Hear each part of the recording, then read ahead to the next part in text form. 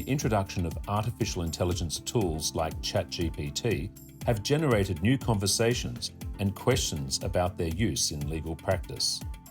Host Julian Morrow chats with Schellie-Jayne Price, leader of AI practice and partner at Stirling Rose, about how these tools are used in legal practice, the risks of doing so, and how you can protect yourself and your practice against misuse.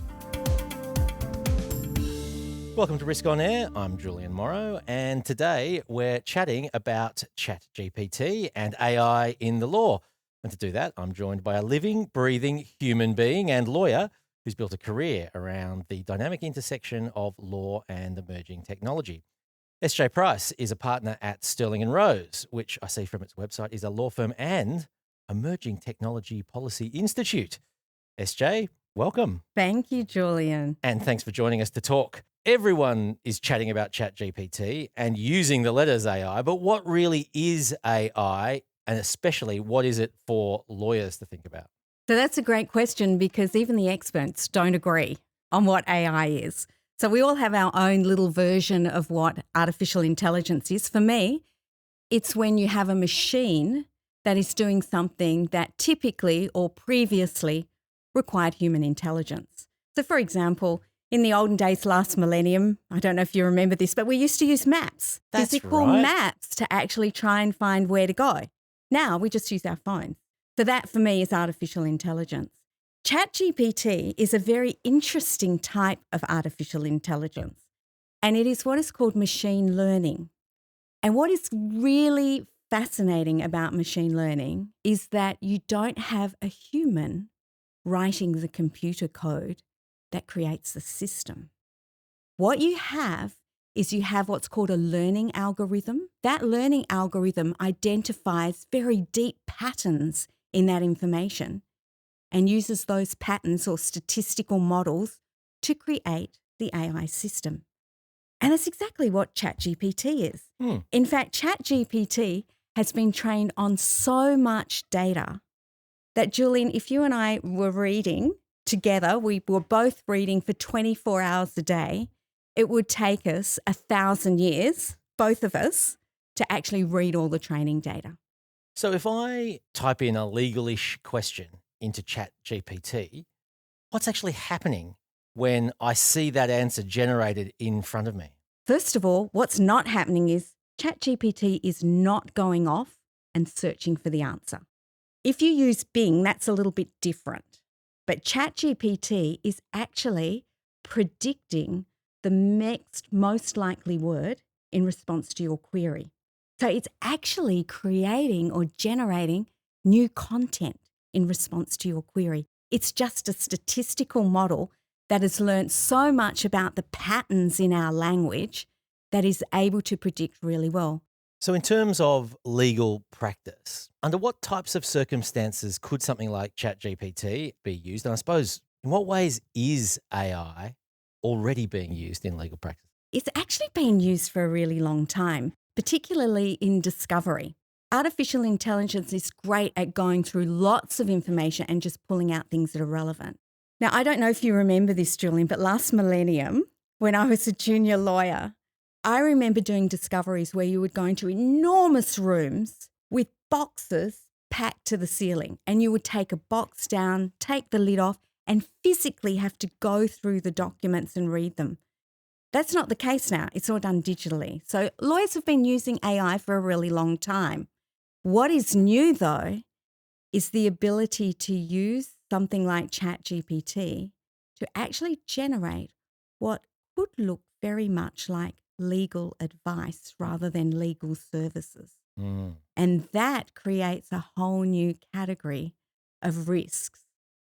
What's at the top of your list for the risks that come with using generative AI in the context of legal practice?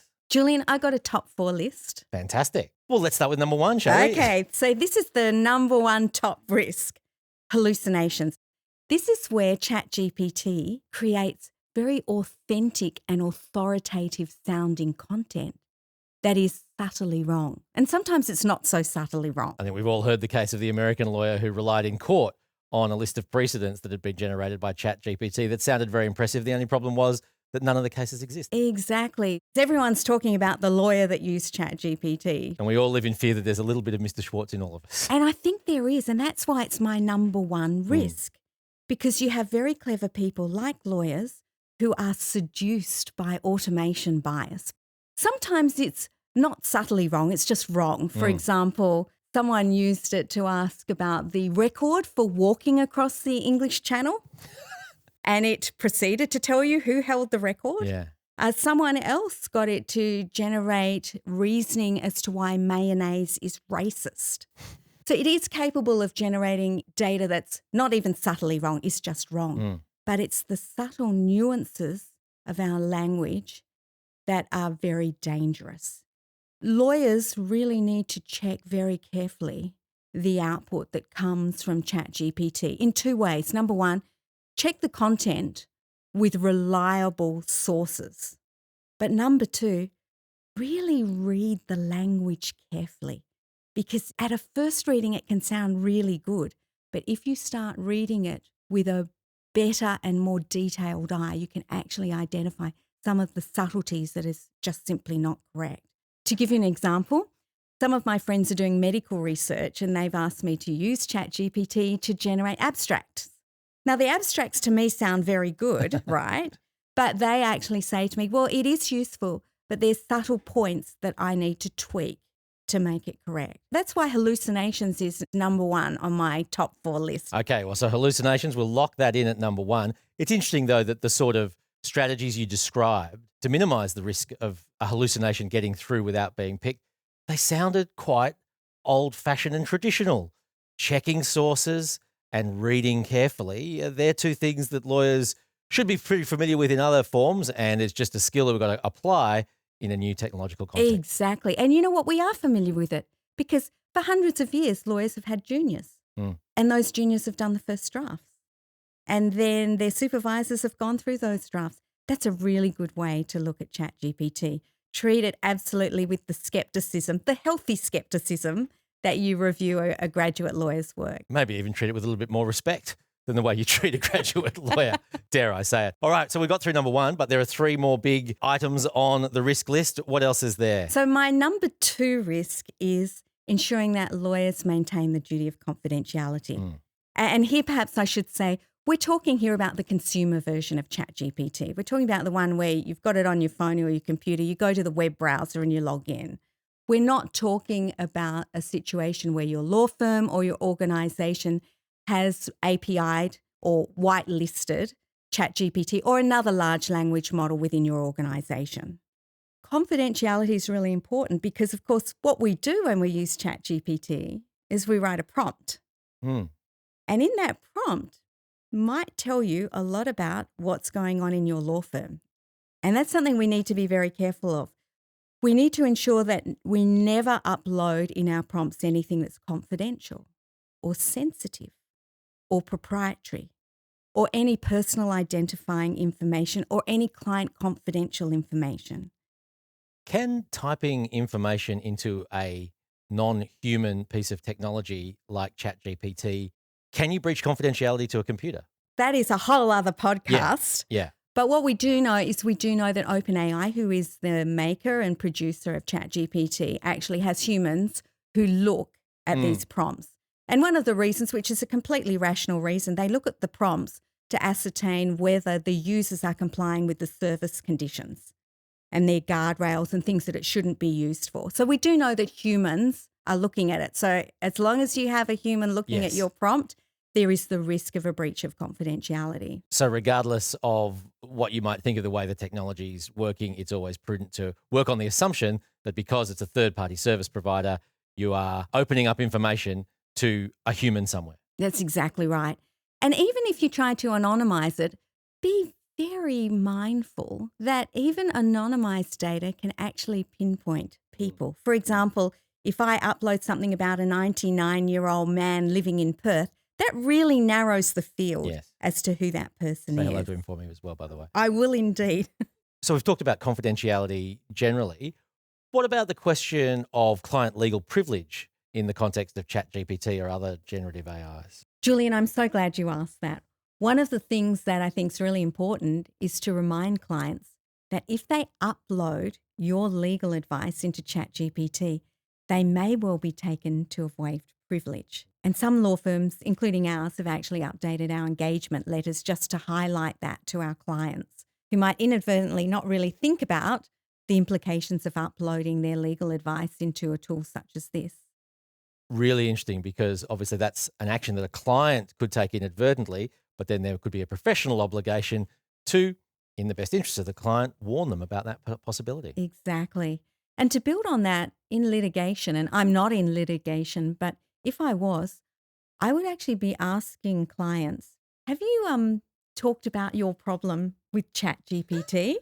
Because it occurs to me that uploading prompts to the extent that they're discoverable or can be subpoenaed might actually be evidence of admissions. Gasps of breath taken in at the prospect, but better to be aware of it now. All right, what's next on the list? So number 3 is IP, intellectual property.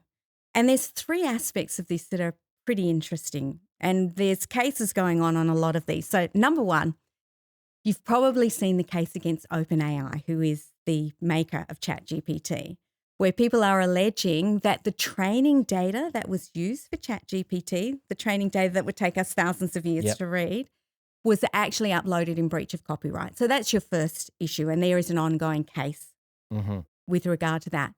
The second one is it is statistically possible, but very unlikely, that ChatGPT might create something that breaches copyright, that actually replicates the prior works of human authors. Very unlikely, but certainly it's possible. And then the third aspect is because you do very little in the production of the content from ChatGPT, arguably you may not be able to claim copyright over those outputs. So they're the 3 issues relating to IP. All of which make sense. And again, very sensible to be aware of those when we've got those fingers hovering over the keyboard of ChatGPT. And Julian, to just build on that about maybe we don't own the output of ChatGPT, I wonder if that's why the New South Wales Bar Association, in their guidelines for ChatGPT, have recommended that barristers keep records of their prompts and the output, essentially like a provenance log. And I wonder if that's in case they need to demonstrate that they have put enough human content or creativity or input to claim copyright. That's really interesting. So I suppose that aspect is also keeping records as a lawyer of your use of assistive technology, which could come in handy for all sorts of reasons. Exactly. Okay, so we are 3/4 of the way through SJ's list of top risks to be aware of in AI. What's coming in at number 4, SJ? So number 4 is a little bit of an unusual but super important one, and that is judgment.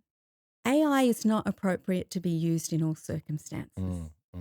And an example of this was there was a very tragic shooting in the United States at a university, and a leader of an adjacent university created, using ChatGPT, what I would say was an incredibly empathetic note of sympathy and, call to embrace diversity and so on.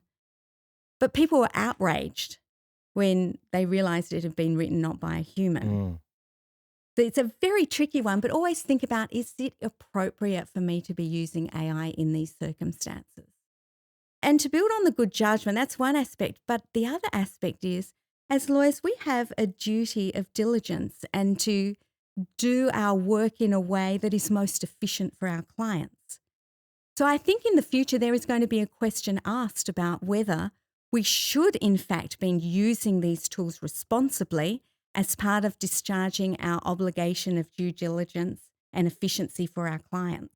Because if it can be done more efficiently using the assistive technology, there's going to be a lower bill, and provided the appropriate judgment and oversight has been applied, then maybe that is a better result for the client. Exactly. And I think it's important because what I'm seeing in legal practice is clients are using ChatGPT to generate term sheets, which they bring to you. They're using it to generate contracts, which they bring to you. They're using it to generate instructions to you. So our clients are already using it. And I've even spoken to general counsel of organisations asking them, well, if a lawyer is using this tool, do you want to know? Do you feel that they should be upfront and tell you? And he laughed and said, well, actually, I want to know if they're not using it. So I thought that was a really interesting juxtaposition in his view that there is an expectation that lawyers use all appropriate tools in a responsible way to deliver their legal advice to the clients. And that brings us, I think, to the next question. We've talked about the things that individual lawyers should be aware of when engaging with the technology. What about firms? What measures should be put in place by a legal organisation to ensure that the individual users are employing SJ's top 4 tips, and I suppose to ensure that there are records and processes in place to be able to refer to and rely on if things don't quite go as well as we might hope? That's exactly right, Julian. 2 top tips: education and governance. And this is incredibly important because research is showing that there's 30 to 43% of people in organisations are using ChatGPT to do their work, to enhance their productivity. And of those, 68% are not telling anyone. So there's this shadow use. So my first tip would be address it. Tell your staff how you want them to use it, or if you don't want to use it. I think that's really important. A lot of organisations have called a pause, have said we don't want anyone using this for work until we figure out how we're going to embrace it, how we're going to manage it and govern it. The next thing is there's tremendous value in educating people, educating and consulting. So educating people in your law firms about what artificial intelligence is, what machine learning is, how it's used, how it can be used and what it does, and engaging in the discussion. And there's lots of stakeholders. There's the lawyers in your firm, but there's also your clients and other staff that also have opportunities to improve productivity in a safe and responsible way. The second thing is, once we have this education, then it enables sensible decisions to be made about how we govern this technology.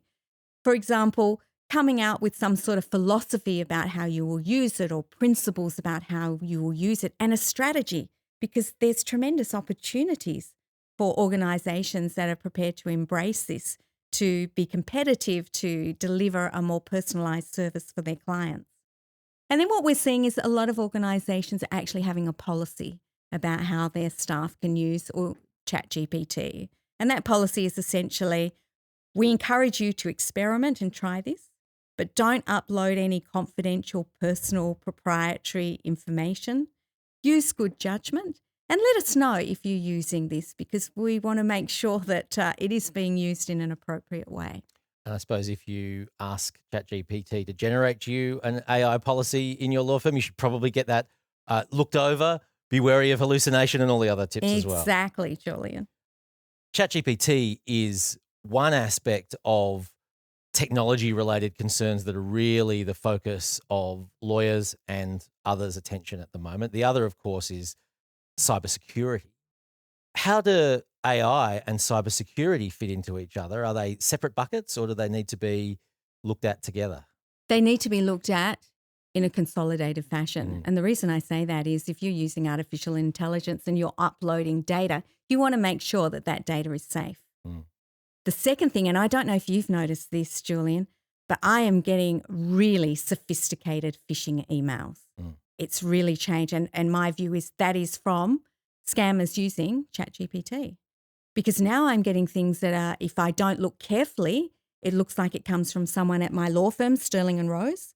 And it's asking me to do very fun things like, get my units for my employee share scheme and all sorts of really quite enticing opportunities. So there are many risks to attend to, but I suppose we should also stay attuned to the fact that there's immense potential here as well. Could you give us a couple of specific examples that in your mind sort of point to some of the efficient or creative or just interesting ways that AI technology can be applied in the field of law? Absolutely. So let me start with 2 really fun facts, Great. Julian. The first fun fact is that GPT-4, which is the next iteration from ChatGPT, is able to pass the US Uniform Bar exam in the 90th percentile. Wow. It can also pass the LSAT, which is the examination to get into law school, in the 88th percentile. And this is important because you only need to pass it in the 90th percentile to be considered for Harvard Law School. So GPT-4, almost going to Harvard Law School. Now, more fun is some of the things we're using it for in real life in the wild. Here's some examples. To help you get really cool and fun titles for articles or presentations. An area where lawyers could potentially improve. Perhaps. I'll give you an example. We had to do a presentation, I and some of my legal colleagues, to an international audience. So what we wanted is we wanted to give it an Australian flavour, right? To lure people in with the whole Aussie vibe. I used GPT, and what it came up with was sizzle or fizzle, cooking up innovation down under. Not So bad. that was great, and we had this whole barbecue thing happening. So that's one example. Another one is style transfer. If you have to write an email or a message to someone and you want it to have a particular tone, for example, if you have someone in your law firm maybe who isn't keeping up with their timesheets, and what you really want to say is, look, dude, you need to keep up with your timesheets, right? Well, ChatGPT can actually make that sound very polite and very nice and we understand you're very busy, but this is really important and please can you, and makes it a very nice style. For example, you can learn things. So if I had a client whose domain speciality was quantum computing, I could ask ChatGPT to explain to me, well, what is quantum computing? And it might say something, I'll say, that's too complicated for me. Make it simpler for me. And so you can use it as a personal tutor to enable you to understand new domain areas. Julian, one of the other things that ChatGPT is incredibly useful for is to check your spelling and your grammar. Oh, good. So there are no excuses anymore for having bad spelling and bad grammar. And this is particularly important if English is your second language. You can use this as a tremendous English graduate to check your work. Fantastic. ChatGPT is also great to summarize notes. For example, when we get Copilot, Microsoft Copilot, it will actually take a transcript of a meeting that you're having, say on Teams, and then it can summarize the meeting and identify the action items, who has to do them and by what time. This is an incredible productivity boost. Now, of course, the one I hear lots of lawyers using it for is what we've discussed, which is to do your first draft. Your first draft of a particular clause, your first draft of a contract. But the uses are only limited by the imagination of lawyers who are incredibly clever people. So watch this space. And I suppose it's worth bearing in mind also that ChatGPT is one large language model and generative AI.